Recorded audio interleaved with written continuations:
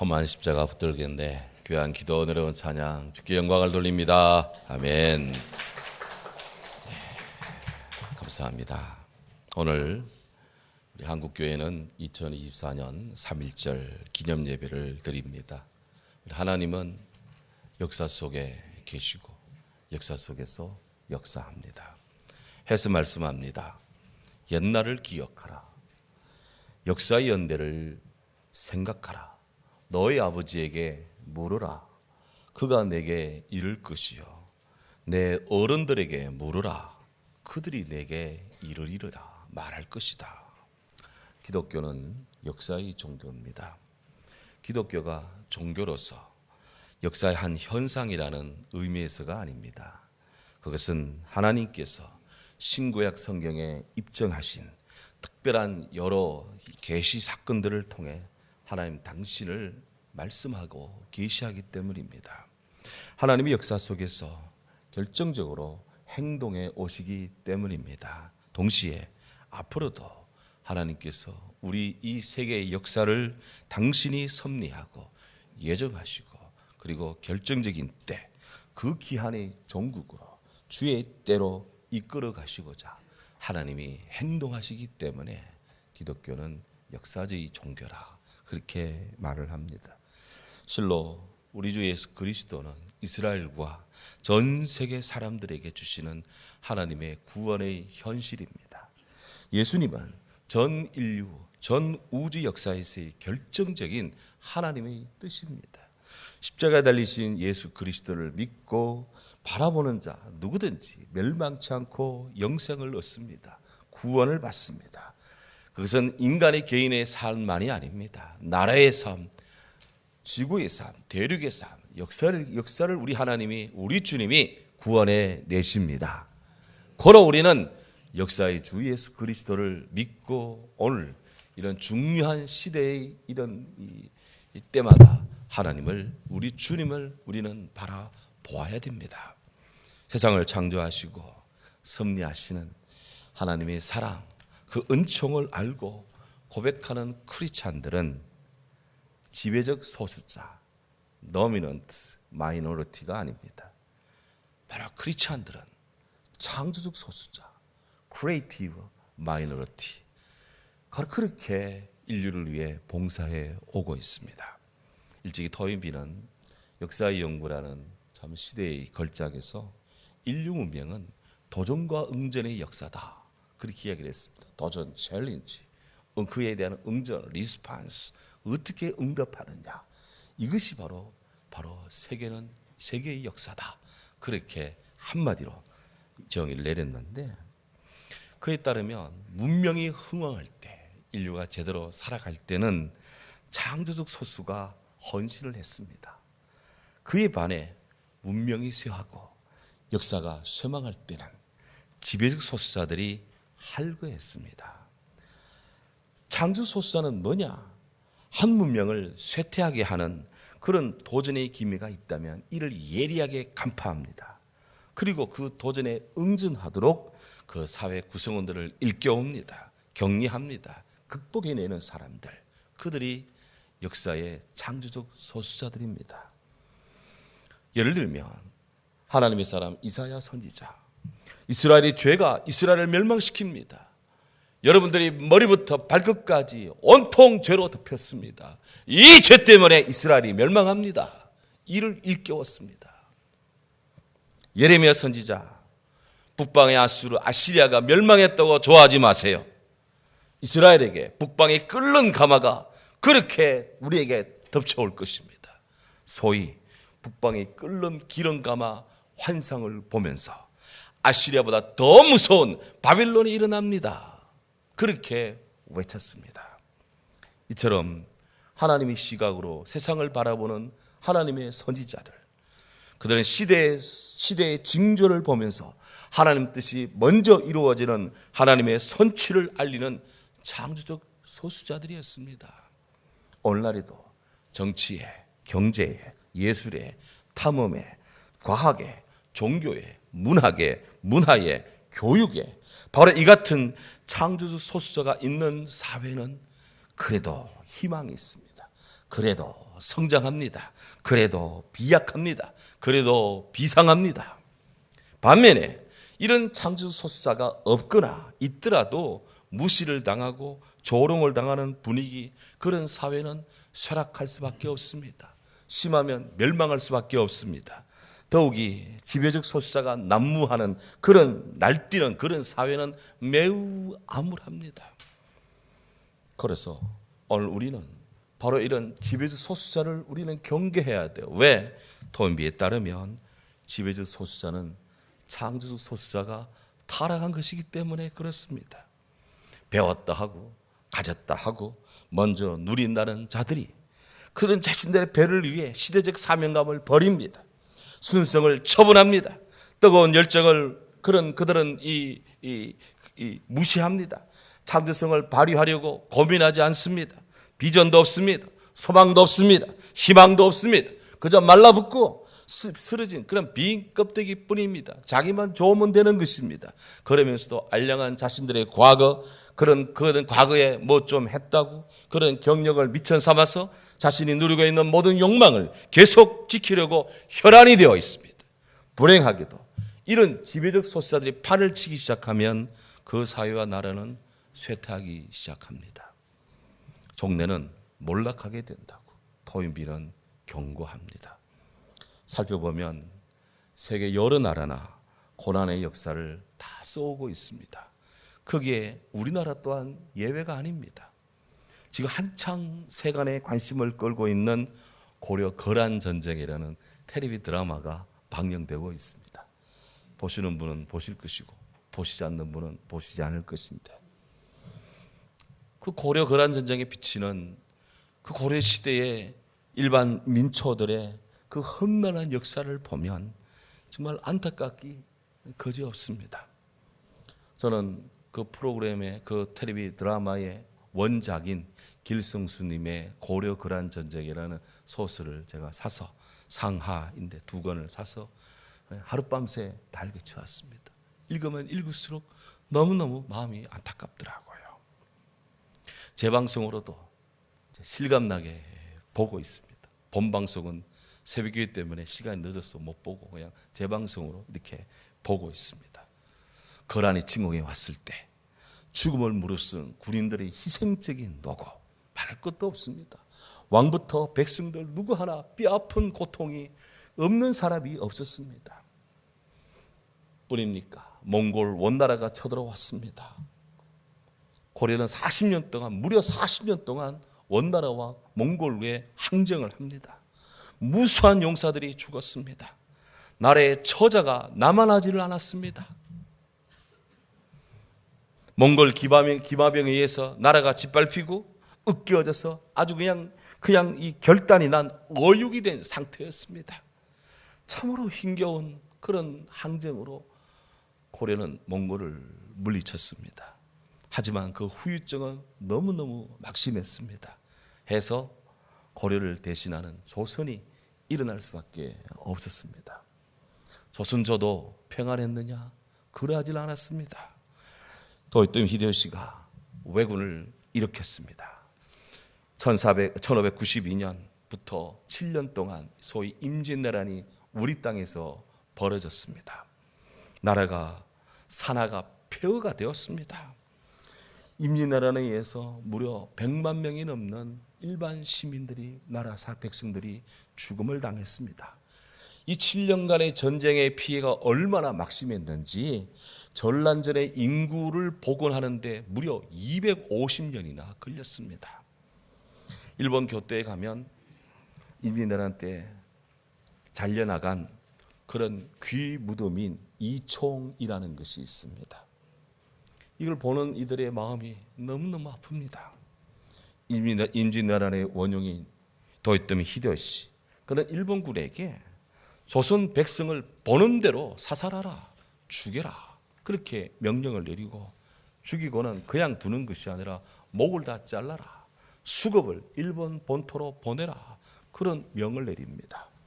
그런데 사람의 이 죽은 시체의 목을 잘랐으면 이 너무너무 무겁기도 하고 양도 많고 해서 일본의 장수들이 서울을 올리고 죽은 우리 조선 사람들의 코를 귀를 베어다가 그렇게 조정에다가 일본에다가 납품을 했습니다. 도요토미 히데요시는 일일이 숫자를 세올려서 코 영수증을 써주고 그것을 소금에 잰 다음 일본 전 열도를 한 바퀴 돌며 일본 사람들로 하여금 구경하게 했습니다. 그런 다음 돌아온 그 코, 그 귀를 일본 교토 한복판에다 갖다가 묻었습니다. 처음에는 코를 베어 묻었다 해서 비총이라고 했는데 너무 이름이 야만스럽다고 해서 귀 묻음, 이총, 귀 이자, 이총이라고 했습니다. 지금 여기 사진에 나오고 있는데요. 조선의 비극은 이것이 다가 아닙니다. 설상가상 병자호란이 터졌습니다. 청나라 홍타이지는 명나라를 침공한다는 그런 공격하기에 앞서서 그들의 배후의 안전을 도모한다고 조선을 쳐들어왔습니다.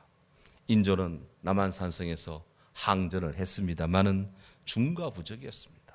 삼전도에서 항복을 합니다. 죽어나가는 것은 병사들과 백성들입니다. 왕은 어지간해서는 죽지 않습니다. 그렇게나 크고 작은 외침을 당했습니다마는 늘 유비무환의 지혜를 발휘하지 않았습니다. 그저 옳은 것에만 그치는 가난한 선비 그 자체로만 족했습니다. 의로운 명분은 시대적으로 늘 훌륭했습니다. 하지만 이를 가능하게 하는 부국강병의 실천 의지가 없었습니다. 실천적 방안이 없었습니다. 실질적으로 준비를 하지 않았습니다. 왜 이런 악순환을 우리는 늘 되풀이해 왔을까? 조영준님의 조선 후기 왕실재정과 서울상업이라는 그 연구책이 있는데요. 거기 보면 조선 말기에 이 경제 상황은 한마디로 거대한 빚쟁이였습니다. 나라 전체가 빚덩이였습니다. 왕실은 더했습니다. 나라의 곳간이 텅 비었습니다.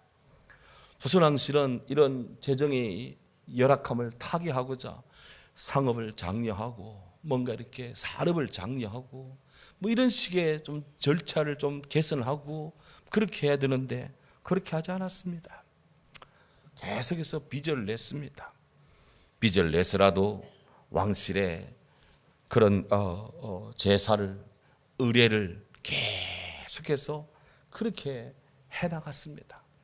그야말로 왕실은 무조건 계속 소비했습니다. 일상적 소비했습니다. 계속 소비했습니다. 왜? 왕실의 위신과 채통을 위해서, 조정의 기강을 위해서 계속 그렇게 한 거예요. 신하들의 봉급도 주지 못합니다. 군인들의 월급도 주지 못합니다. 계속해서 빚만 쌓여갑니다. 위기의 정가를 통한 그런 부채의 재분배가 계속해서 이루어졌습니다. 왕실이 부채 탕감이 언제 이루어졌느냐? 부끄럽게도 조선 왕실의 부채는 한일 병합을 앞둔 1908년 일본인이 왕실의 재정을 최종 정리한 시점까지 계속해서 빚이 쌓였던 거예요. 그러니 우리나라 앞바다에서, 우리나라 황해바다에서 청일전쟁, 청나라와 일본이 전쟁을 벌여도 손쓸 방도가 없습니다.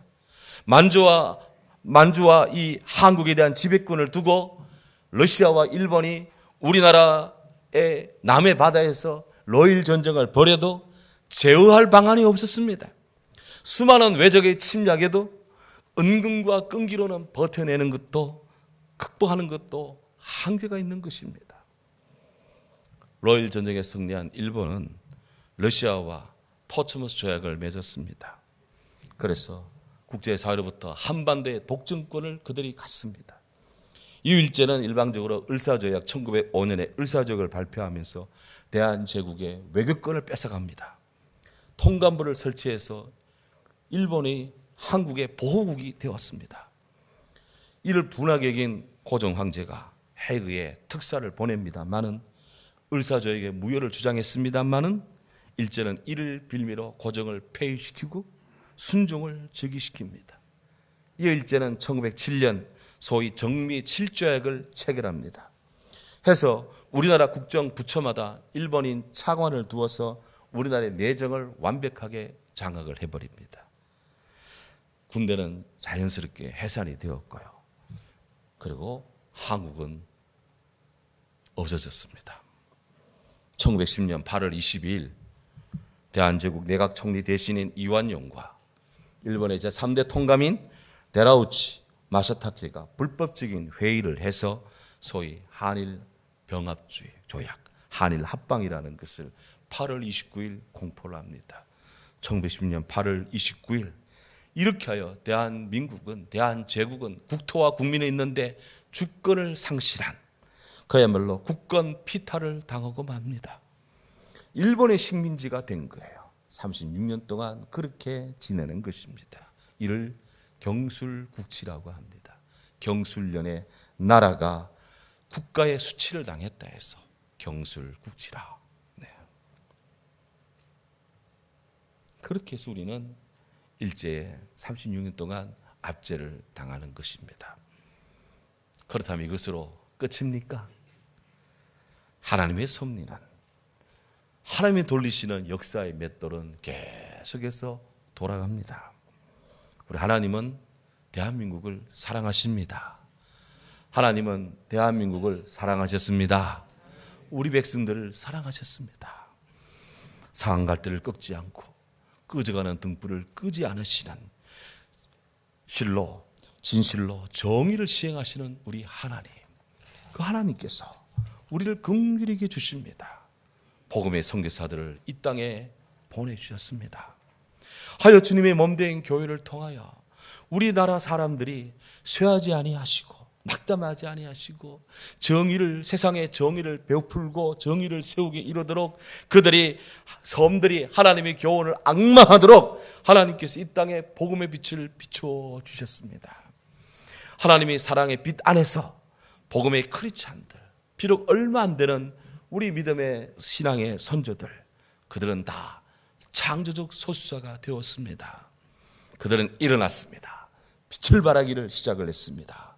1882년 조선 수신사로 일본을 찾아가던 배를 타고 가던 박영호, 당시 수신사는 우리나라를 대표하는 깃발이 있어야 되겠다, 국기가 있어야 되겠다 생각을 해서 그 배 안에서 태극기를 만들었습니다.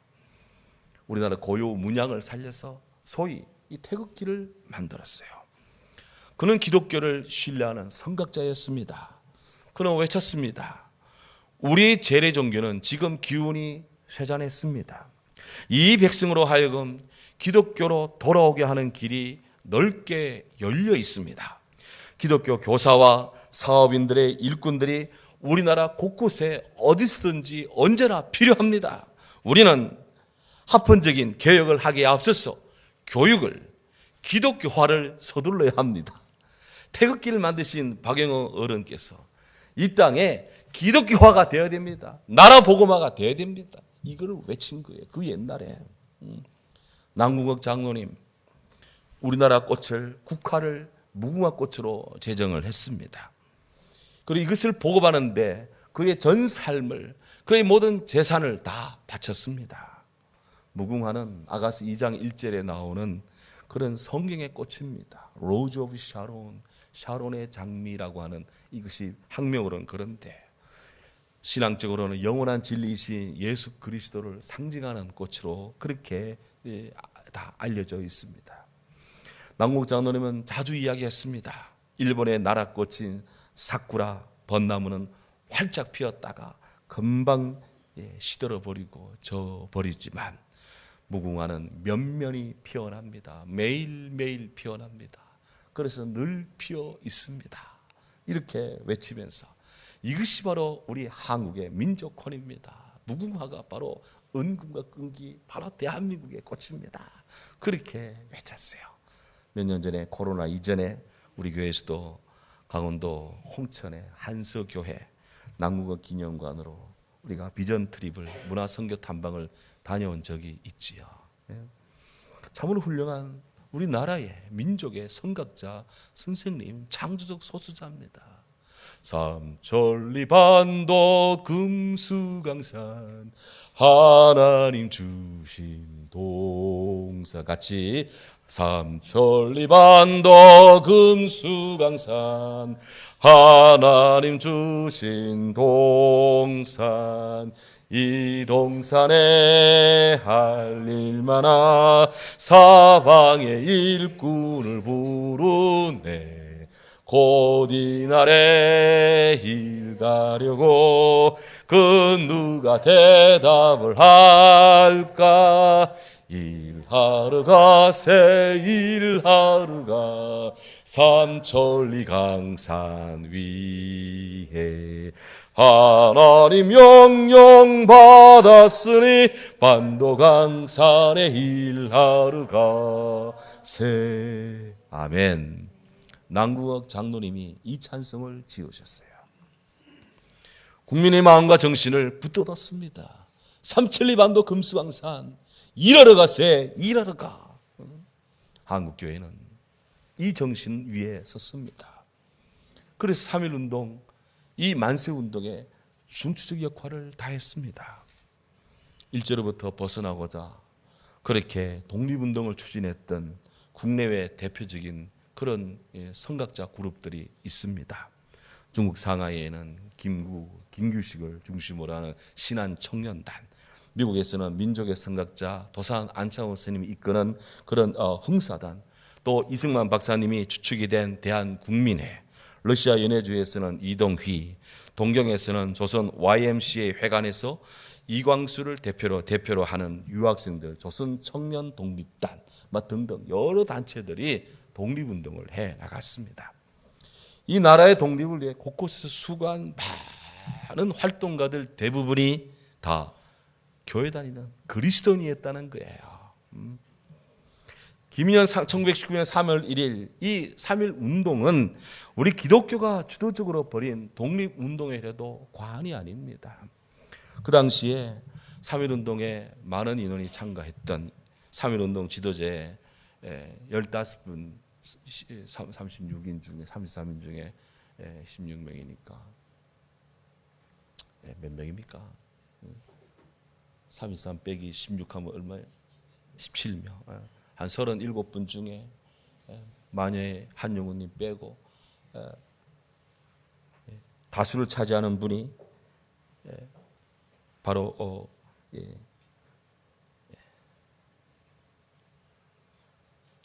천도교였는데, 그 당시에 이 천도교 신자가 몇 명이냐? 교부금을 내는 사람이 200만, 적이 올라간 적을 둔, 우리로 말하면 등록한 사람이 300만이었습니다. 그때 1919년 그 당시에 우리 한국 기독교인이 몇 명이 있느냐? 20만이 안 되었습니다. 그런데 민족 대표 33인 중에 16명이 우리 한국 기독교인입니다. 20만밖에 안 됐는데 민족 대표 33인 중에 반이 한국 크리스찬이라 이거예요. 이는 바로 교회가, 크리스찬들이, 기독 학교가 바로 여기에 다 전념했다는 거예요. 깨어 있었다는 것이죠. 정말 창조적 소수자들이었습니다. 적은 무리여 무서워 말라. 너희 아버지께서 그 나라를 너희에게 주시기를 기뻐하노라. 아멘. 너는 진리의 말씀을 옳게 분별하며 부끄러울 것이 없는 일꾼으로 네 자신을 하나님 앞에 드리기를 힘쓰라. 이렇게 하여 우리 한국교회 성도들은 관제처럼 하나님을 위하여, 나라를 위하여 그들의 몸을 부어줬습니다. 구한말 일제의 압제 속에 그리스도인들의 나라 사랑은 우리 한국 현대사의 영광입니다. 당시 전체 인구의 극소수에 불과했던 우리 한국교회 크리스찬들이었습니다. 역사도 일천했고 재정 자금도 열악했습니다. 하지만 주의 권능의 날에 주의 백성이 거룩한 옷을 입고 즐거이 헌신하니 새벽 이슬 같은 주의 청년들이 축기로 나오는 도다. 이 말씀 그대로였습니다. 이승만, 김구, 안중근, 안청호, 유관순, 서재필, 이성재, 이상재, 이준, 조만식, 남궁원 등등 바로 결의에 등불되었던 창주 소수자들, 이들이 몸을 들였습니다. 마음을 들였습니다. 신앙의 이 삶을 들였습니다. 새벽을 깨웁니다. 복음의 씨앗을 뿌립니다. 자유와 독립을 꿈꿉니다. 새벽을 깨워 기도합니다. 헌신했습니다. 그들의 일생을 드렸습니다. 아침에 나로 하여금 주의 인자한 말씀을 듣게 하소서.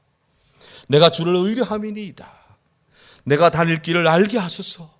내가 내 영혼을 주께 드림이니이다. 여호와여, 내 원수들에게서 나를 건지소서. 내가 주께 피하여 숨었나이다. 이들은 새벽마다 깨어 기도했습니다. 차가운 교회 마룻바닥에 와서 기도했습니다.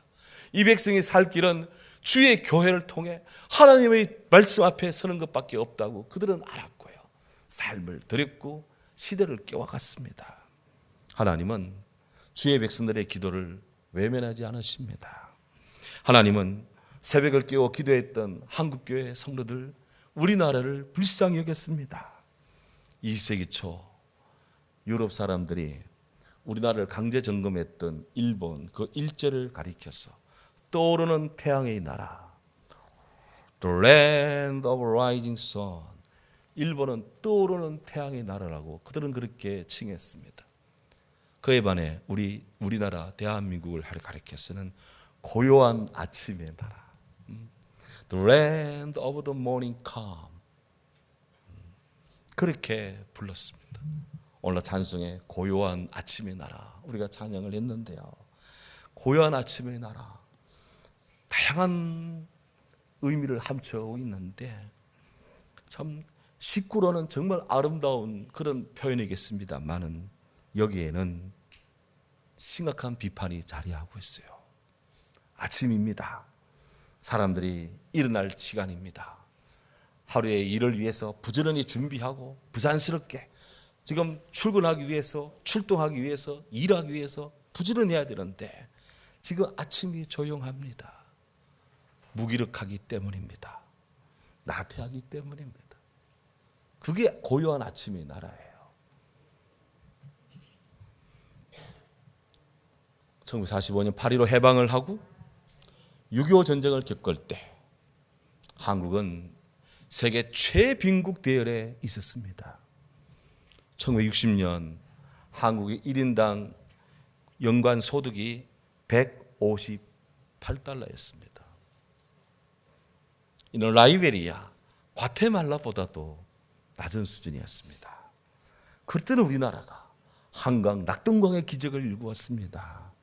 지금은 세계 상위 랭킹에 드는 그런 나라가 되었습니다.